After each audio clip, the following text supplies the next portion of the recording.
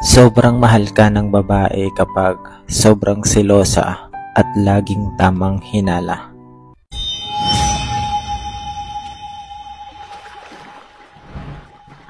Makinig ka para maintindihan mo.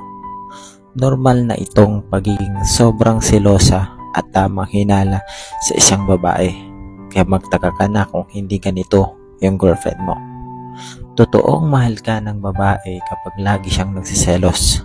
Sobrang sarap kaya sa pakiramdam na magkaroon ng ganitong girlfriend. Ramdam na ramdam mong ayaw kanyang mawala sa kanyang buhay. Kaya huwag kang magagalit kung nagsiselos iyan. Karamihan kasi sa mga may girlfriend na selosa, tumatagal ang relasyon nila.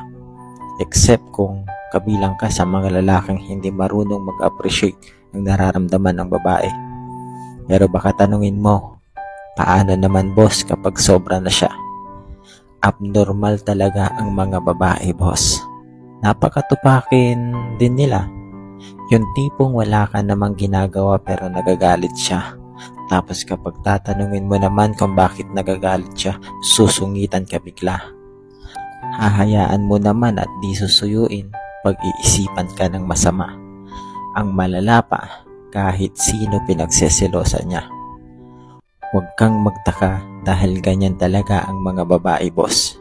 Bilang lalaki, lawakan mo pa ang pag-intindi at pag-unawa mo sa kanya. Kasi minsan nakakapagod iyang gawin. Pero kung talagang mahal mo ang isang babae o iyang girlfriend mo, hinding-hindi ka magsasawa. Huwag na huwag mo siyang bibitawan o iiwan kung selosa siyang babae. Kasi sa totoo lang, swerte mo kung selosa ang girlfriend mo. Nagpapatunay lang kasi iyan na seryoso siya sa relasyon ninyo.